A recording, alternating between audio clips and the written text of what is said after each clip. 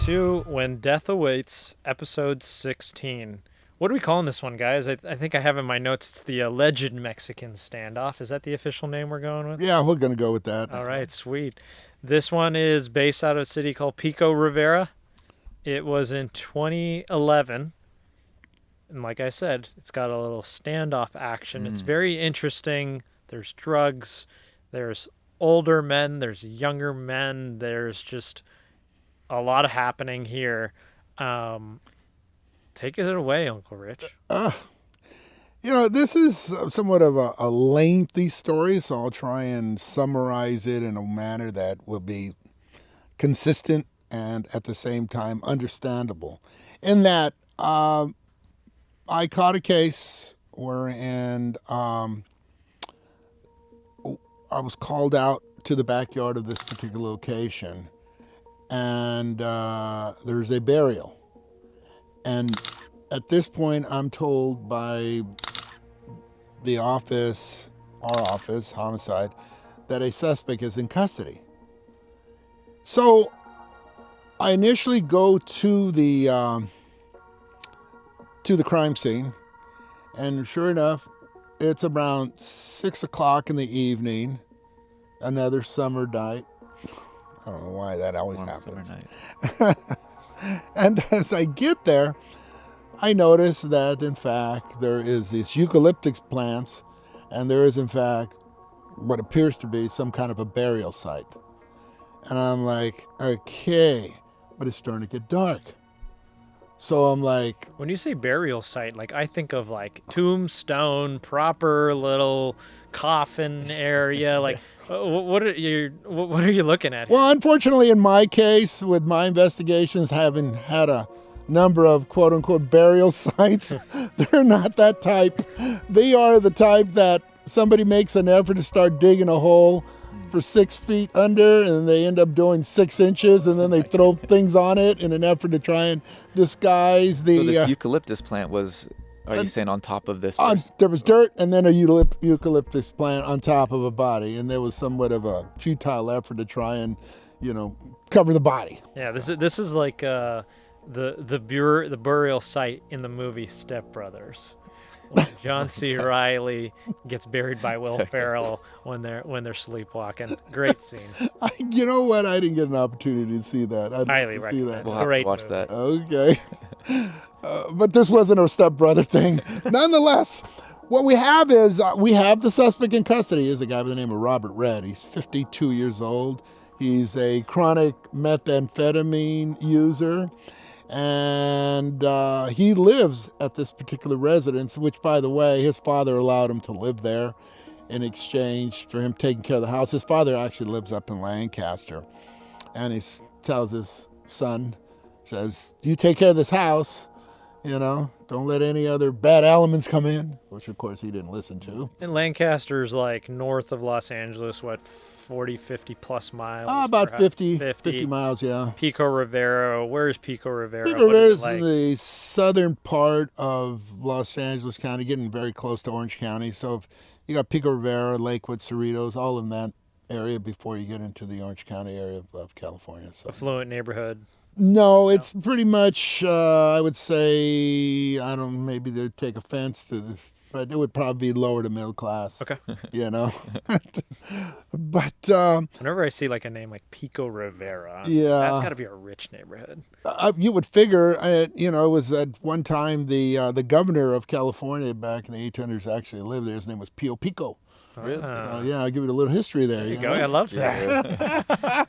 Yeah. Anyway, back to this house. 52-year-old. So exactly. Let's go back to reality. So we get to, so I get to find out that Robert Red's in custody, and I go over there and talk to him. And he wants to have nothing to do with me. And so at this point, I go back to the crime scene, and... So wait, he called you? Or No. Basically what happened was, again, I arrive at the scene. The deputies tell me, hey, your suspect's in custody, and Gotcha. And then you got a body here in the backyard. So this is where the twists and turns come into play, and the god-awful, I hate to say this, but the law enforcement mistakes that occurred during the course of this experience were just horrendous. Horrendous beyond belief. Oh gosh. And so if you look at this, this is over to the left, you'll see the riverbed. And Robert Red's house actually is adjacent to the riverbed, and that becomes relevant, very relevant, and because what basically happens is that I go back to the house. There's the railroad tracks. They're just north of there. You'll see the significance of that. Where the truck is on the appear on the left side, there's a truck that's backed in. That's Robert Red's truck. You'll see there's a trash can in the backyard of that. See it? Okay. So Top left. Got it. For those watching or listening on online, you could go to our YouTube channel at When Death Awaits to follow along with the audio visuals. So basically, I get there, and this is an important fact, okay? Get there, it's now becoming dark. I got a burial site. And again, I go back, that I'm not going to touch this body. I am not going to excavate this burial site. I got to wait for the coroner's office to come in. So at this juncture, it's now around 8 o'clock, and I say to the deputies, I say, gentlemen, I want you to contain this scene until 6 o'clock in the morning when the coroner's office is going to come here and we're going to excavate this individual out of this. I don't know who he is at this point. So they, in fact, do that. Now, let's go back to that trash can, okay? And what basically happens is that they're now buying pizza and sodas and things of that nature. Who's this? The deputy sheriffs who are containing that scene, and they're using that trash can to deposit their trash. Okay, no problem. Hey, I don't want to be. Hey, they're cleaning. Right, exactly. I can maintain. Well, little do they realize that was probably the most instrumental piece of evidence that we had. Oh gosh. And here's what happens. So I go back the following morning. Coroner's office is now excavating this body, and as they're doing so, we come to find out that the victim in this case is a guy by the name of Joseph Rubliakava. And Joseph is got a cool nickname. Yes. What's his nickname? Rabbit. Rabbit. Right. And so we'll use the Joseph thing because we don't want to necessarily say that, he was a rabbit in the hole, but nonetheless, so anyways, Joseph, apparently his mother was looking for him. He's a 19-year-old gang member from Whittier, and his mother's looking for him, and she knows he's at this house. So this is how we come to find out about this, but this is the strangest story. So she goes to the backyard with her daughter-in-law, and they're knocking on the door trying to figure out if anybody's home, and nobody's home. She tells me that she looked at this mound of dirt and she goes, I knew my son was buried under there. Oh, man. I was like, wow, wowie. So at this point, it's now 6 o'clock in the morning. We're now excavating the body. And during this time, I go back up to Pico Rivera Station, make a long story short, and I get Robert Red, and he comes out, he goes, I'll tell you everything. Just give me a pack of cigarettes. Okay. So You've already read him his Miranda, right. Yeah. everything. Everything was covered there on that end. I have it recorded, and to the extent, I actually had we had videotape of him walking through the crime scene, showing us exactly what happened. Wow. So this is his story. So basically, he is a methamphetamine user. He's a chronic methamphetamine user. His dad doesn't want him having anybody living in the house, but guess what he does? He goes ahead and he allows the homeboys to go into the house in exchange for him giving him methamphetamine. Oh, my goodness. And one of these fine individuals by the name of Joseph Rubliakava. Rabbit. I can't help myself. So Rabbit, at this point, is providing with methamphetamine. Matter of fact, his mother, Rabbit's mother, would give him money to buy dope. She loved her son. Yeah. Wow. And so this is Robert telling me the story. So at this point, his father calls and says, hey, if there's anybody in that house, because I'm hearing it from neighbors, you better have them out of there when I go back down. So he goes up to all the homeboys, and by this time, Joseph Rubliakava's pretty much established himself in the house. And There's multiple others who kind of in and out. Right. Okay. And so Robert tells Joseph, you're going to have to leave. And his response was, I'm not leaving, and if your father comes here, I'm going to kill him, and I'm going to kill you. Wow. Okay? So now we've raised the level of concern. So, interestingly enough, the house itself, he's got his own bedroom. It's a 3-bedroom home. He's got his own bedroom to the extent that he locks the door. There's an outside lock. And he has all of this really strange accumulation of junk. Well, it looks like a garage. It does, but it's not. It's actually a bedroom. And within that bedroom is, in fact, a German Ruger. I believe they shoots a 38 round. 38. Anyways, so at this point, it's now 3 days prior to the discovery of Joseph Rubliakava. And so Robert Red doesn't know what to do. He's freaking out. Yeah, so go back to the back there. Stop where the table is, right there. So that's looking from Robert Red's room, his bedroom door.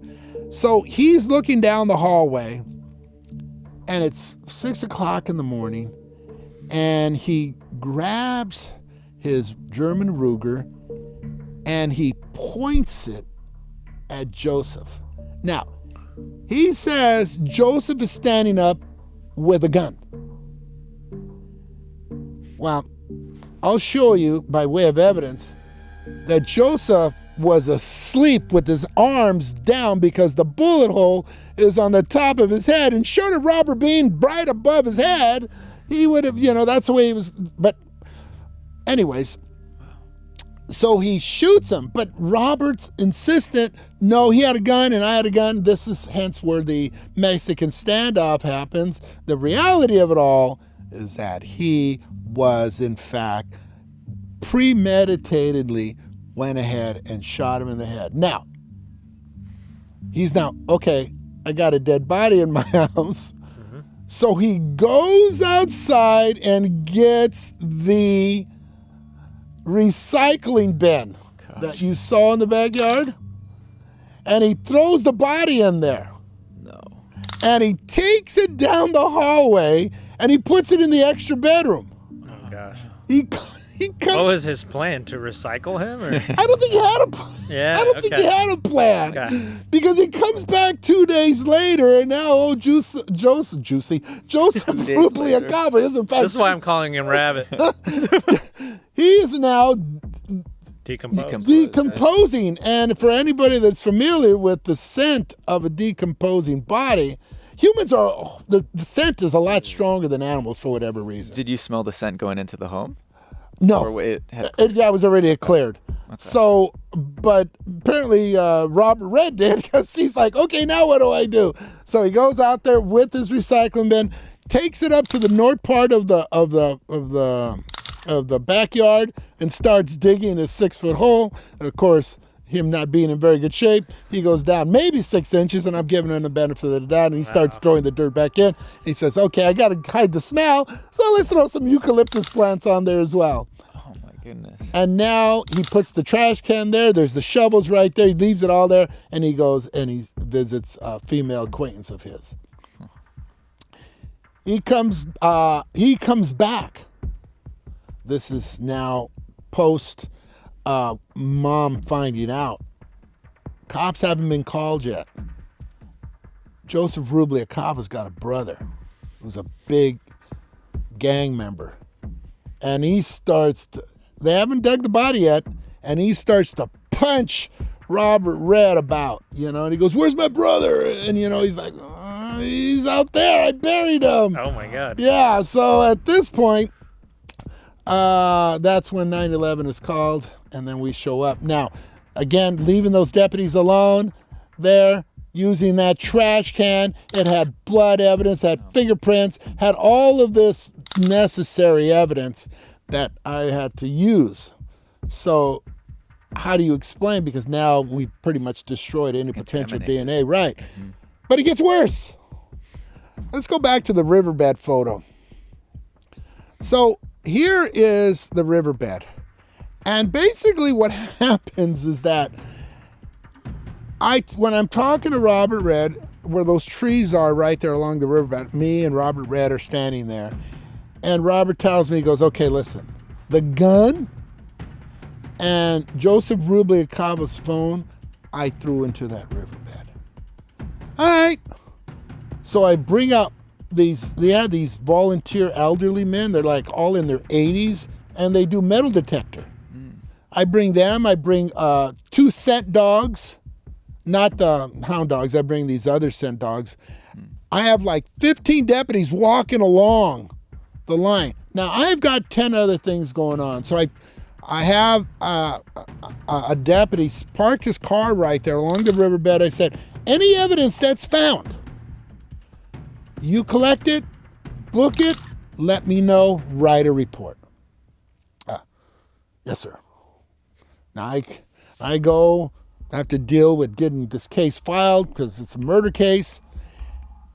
And basically what happens is that Robert Red, he's like basically laying it all out in terms of what happened, how it happened. We come to pull out the body out of the hole. When we looked at the body, you can see that's what the mother discovered. The shovel was just there. That was just there. He just threw it down. Wow. And he walked away. And so, of course, it has his DNA. It has, obviously perspiration you could collect and so forth and so on. So had Robert not cooperated, we have to gather all that evidence. But anyways, so we learned that the bullet hole is right above his head. So I asked Robert, said, hey, this is not consistent with somebody who pointed a gun at you, because he was trying to use the self-defense approach. And he says, nope, he was holding a gun at me. Whatever. And again, I threw the gun in the riverbed and I threw his phone in the riverbed.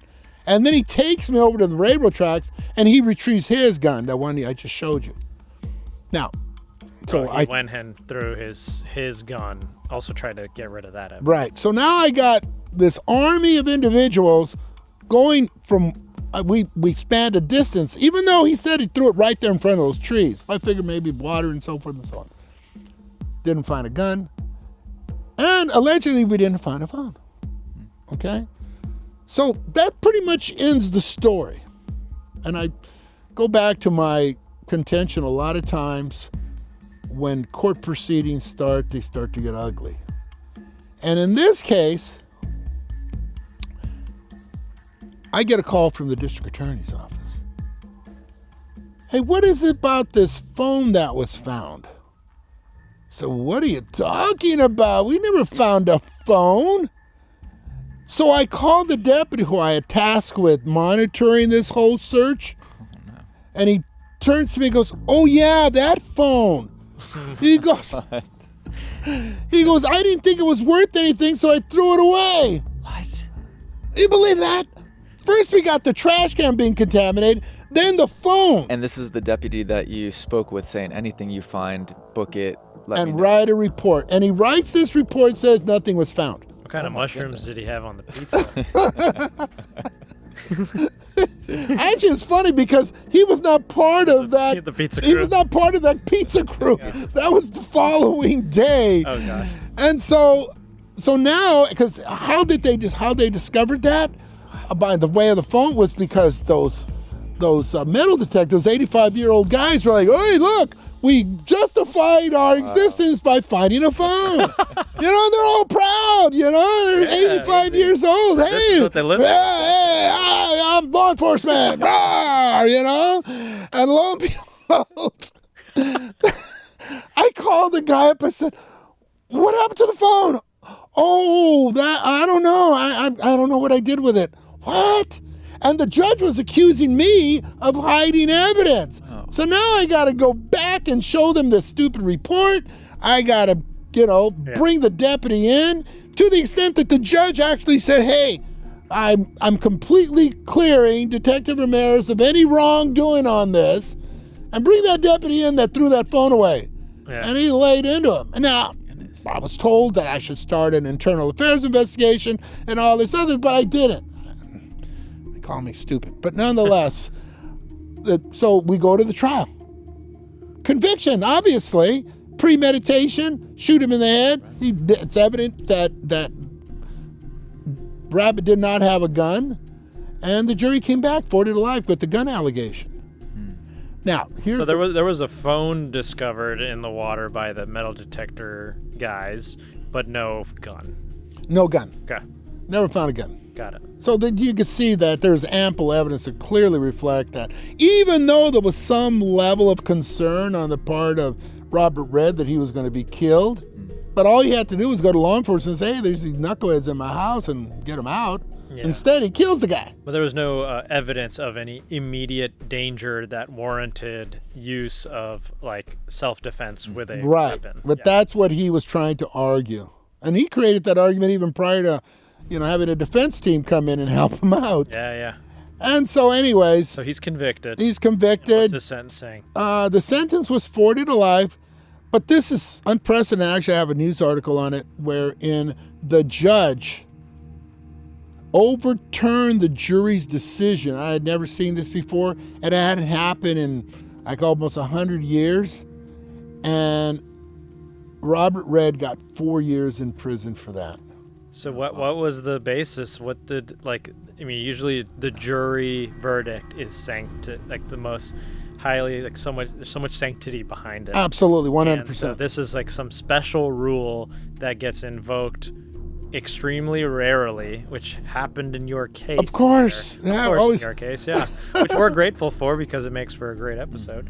But they've reduced it from 32 years to 4 years. 4 years. 40 years 40 to 4 years. To 4 years. 4 years, yeah. And the worst part about it, and, despite Rubalcaba being, the character that he was, the gang member, the drug user who was wanted for robbery out of the city of Whittier, he was, in fact, loved by his mother.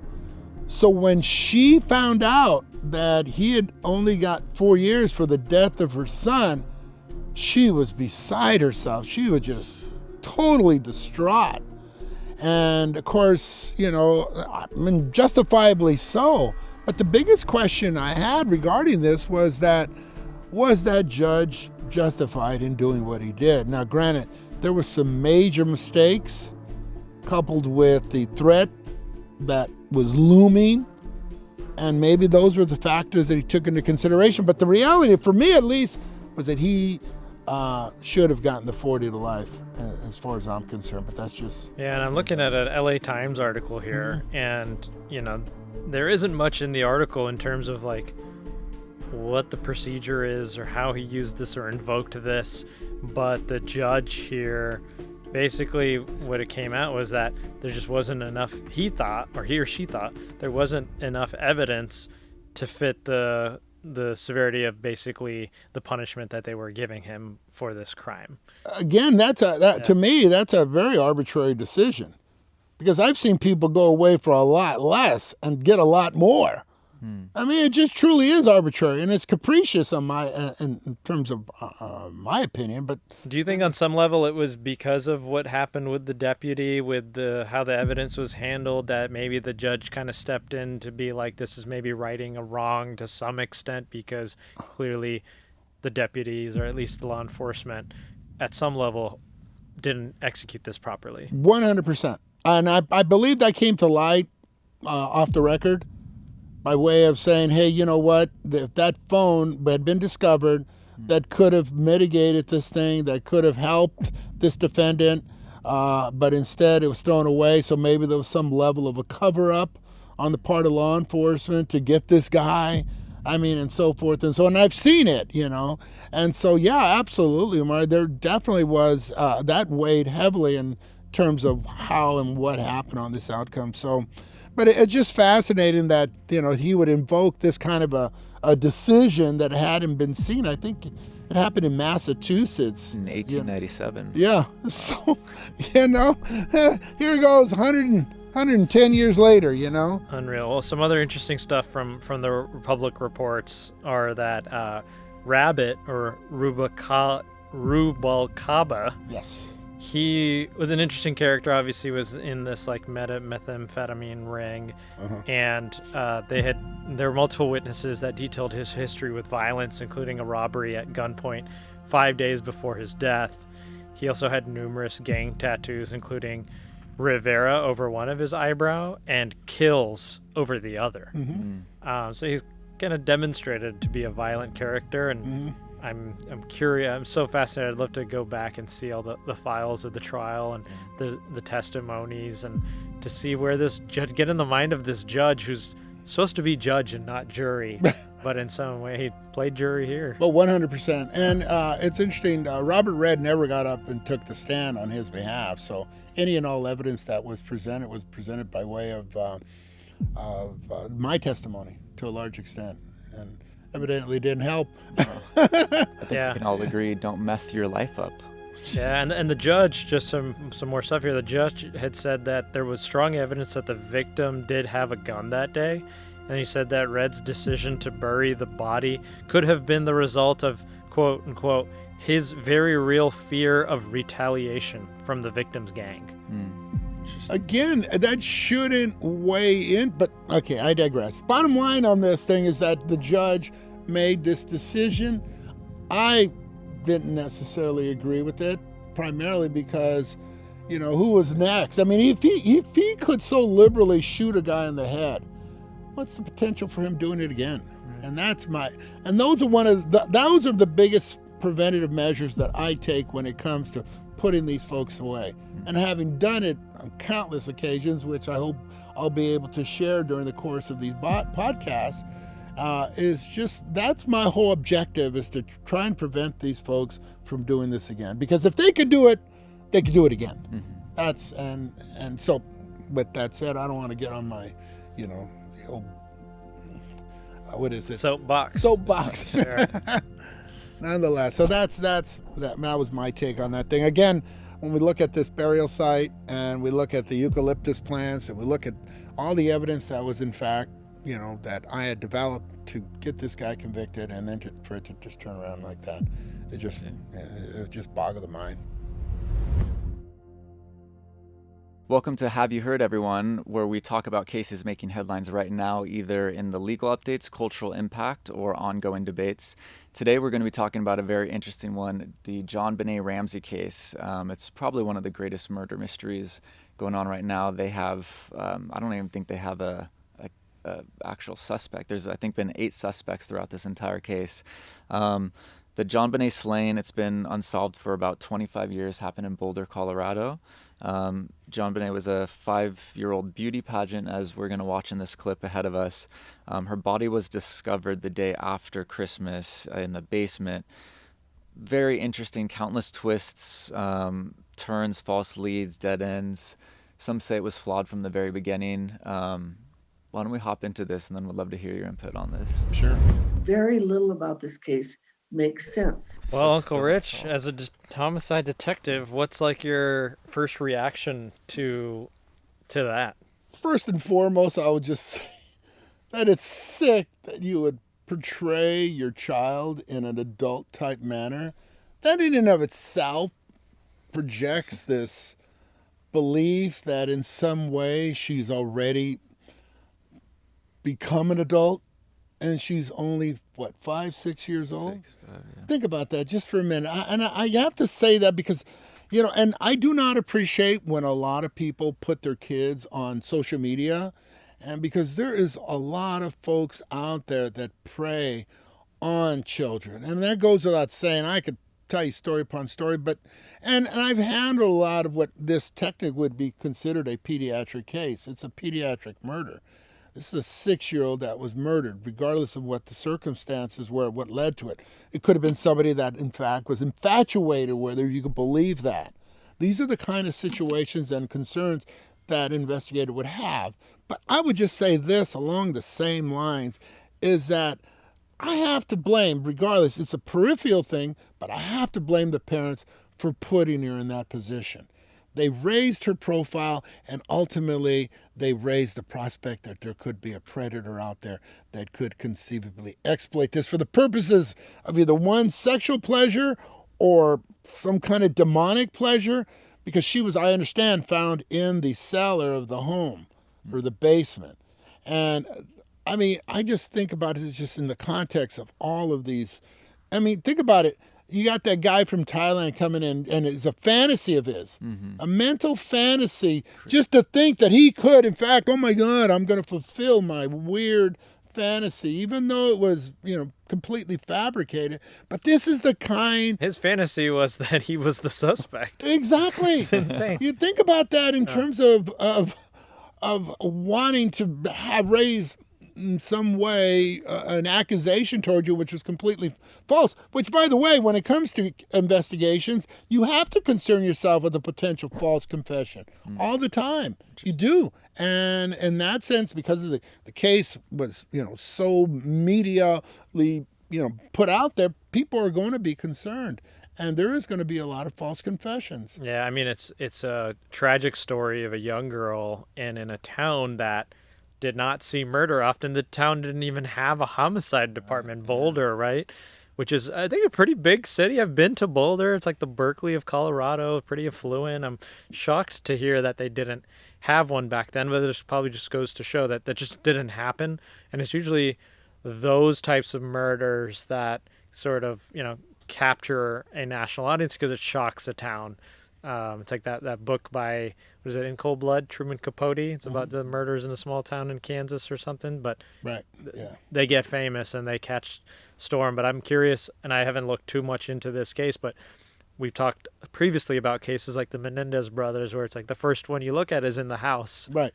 I'm wondering how the parents got exonerated. I don't know what the relationships were there, but then I wonder how the investigation has gone. And of course, now they're hoping that DNA evidence can help unlock some unsolved information here. And that's exactly right. It's funny you say that, because we do have a whole heck of a lot of advancements in DNA, to the extent, unlike prior occasions, we actually have touch DNA. Literally, you can put your hand on something and you can extract DNA from that. And so in that regards, the issue isn't so much getting the DNA as much as it is getting it compared to somebody that is in fact connected to it. I just finished a case with my colleagues. My case happened in 2012, and we connected a DNA to a middle school teacher in Inglewood who had killed a prostitute. Oh my God. And so in that regards, the DNA, I mean, it took us a while. So the issue isn't so much getting the DNA as much as it is comparing it to somebody, because that would, in fact, put that person there. One thing I'm curious about with DNA evidence is that, like, she's a 6-year-old girl. You'd imagine that she's been, around family and probably got DNA from her family too. How much more, like, what extra steps obviously you need to go to, because you can then just assume, like, oh, she has her mom's DNA or her brother's DNA or her sister's DNA. Right. Maybe they're suspect number one because of that. I guess in those instances, are you really just looking for what's the right word, but basically like a unexpected DNA? Well, it's become a controversy, especially with that DNA family tree thing that they're trying to put together. So the courts are now battling an issue with regards to familial DNA, which basically, if, for instance, if the law enforcement knows me to have been related to the suspect, they could get my DNA and they could compare it to that person's DNA, and then ultimately, that's how we were able to get the Grim Sleeper by way of LAPD and so forth and so on. It just came up recently on another case. And so can we, as law enforcement, go into, without a search warrant, get the 23andMe DNA and then compare it to somebody else? And I think to a large extent, that's what they're doing now with this JonBenet case. Interesting. And everybody that goes into prison, it has to provide a DNA. So And we were here in the state of California. We were actually taking DNA from misdemeanor and felony suspects. If you came into the county jail, they were taking DNA. They were doing swabs and then sending them up to. We have, I think it's up in Northern California where we actually do our DNA. And in that regards, all of that database stays up there. But that said, I don't know what they do in Colorado, but yeah, and that's the other thing. What happens, and I've been to Idaho, been to Colorado in terms of investigations. I see how they work, especially a small town like Boulder. They're going to bring in their state police, and then they're going to do their processes. And by the way, the state police probably would do a better job than the FBI, just because of their processes and their ability to have all of that available resources to try and produce this. But it's unfortunate that it hasn't been solved. Do you think this case will get solved with the new DNA technology, or is this just something that's going to continue to... You know, the longer it takes, the worse opportunities they're going to have to do this. I'll be candid with you. You really want to move on this thing fast, and I'm not sure to what extent they did it or how they went and performed these particular procedures. But the longer it takes, the less likely it is. And similar to the Black Dahlia case out of LAPD, which was never solved as well. All right. I want to introduce the man behind the camera, the man who makes everything run here, Diego Ramirez. Welcome in. Wow. Give me a big round of applause. Can telling you cue you. that? Yeah. No doubt, we couldn't do it without him. Do I have this right, John? Okay, all right. Hello. He's the funniest guy we know. Thanks again for having me on this podcast here. Again, I really love doing this. So, Of course, thank you. We're lucky to have you. it's my first time using this mic. I don't know if What do I do with my hands? Yeah. I don't know how you do it, John. Is this just like B-roll we're cutting here or something? Well, essentially, what I wanted to introduce is this new film that I'm working on here. It's a road movie set in 2003. It is essentially trying to get funding in place right now. I've raised almost about 10 grand on it so far, and more coming in so far. But the movie really needs a push in terms of public known variety right now. You know, it is about this up and coming college student who drives with a grungy street musician to see her in prison father. It's a simple road trip movie. I think in terms of modern examples of movies, it's in line to indie flicks like mid-90s. Have you heard of that? And there was these two other new modern indie flicks called After Sun and Dee Dee that might reflect it a little more. And so, John, if you could play that clip over just so Omar can see a bit of an example of what this looks like. But it's very much reflectant of that 2000s. There's no audio, by the way. Oh, okay. Silent film? It's a silent film. Wow. Okay. No, but essentially, it's this. It's essentially reflectant of the 2000s era of movies from that period. Cool. This is a testing ground to see what the movie looks like right now, as we plan to shoot it practically instead of what you see here, which is green screen at the moment. But you know, it was to get a testing ground to not only test with the key cast involved, because this is the key cast that's going to be playing the two main leads, and their chemistry is wonderful. It's brilliant. It's so, like, the moment you watch them, you're just engaged in what they say. And so the movie is a cost under cost $1 million. Most of that allocated to production. What really the movie has been prepared pretty much all the way through, including what could possibly go wrong. And because at any movie production always seems to have something go wrong every time. There's a key cast and crew already involved. All that stuff now is just to get the funds for the movie. Pre-production has already been funded already. But our second goal is just getting getting 50 grand now. How are you proposing to do that? It's all done through crowdfunding now. Okay. You know, a film like Lemon is something that I've been working on for a very long time. You know, it was built on pure love for movies, pure love for, I guess you can call it, cinematic ideas. You know, the idea that a movie can be made simply out of intuition and out of love for what you do. And this movie came from something similar as something as that. So where do we go to if we want to dedicate? So the timeline behind the movie is that we plan to showcase it to top tier film festivals that would be interested in a film like Lemon. We also have this is a side tangent, but we also have a sales agent involved with, or at least having a sales agent going to be involved with the project, both for international and domestic release. Why keep your eggs in one basket when when there's a possibility that this movie could play out in other theaters, not just domestically? Boy, that cinematography is amazing. The concert, the look behind this movie was meant to be vibrant. It was meant to look like someone had stashed the movie inside of a basement, for most of its lifetime, and that it's just popping out now. That was sort of the idea. Can I ask you a question? What makes this movie different from, say, all the other indie movies that, in your estimation? I think, in my personal opinion, it would be that it places story as key first.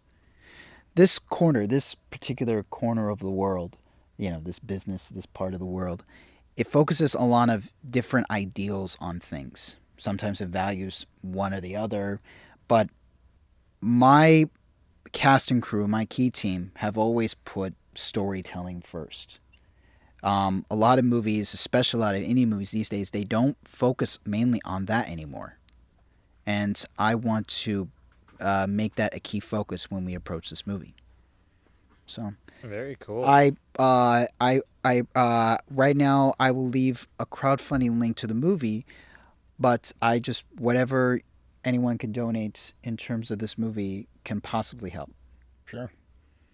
Amazing. We're looking forward to it. We look forward to seeing it on the big screen. Big time. Absolutely. And this isn't your first movie, right, Diego? No, it's my second movie. Okay. And your first one, you got an award, as I understand it? I had done a documentary that had won Best Picture for a jury award for Best Documentary.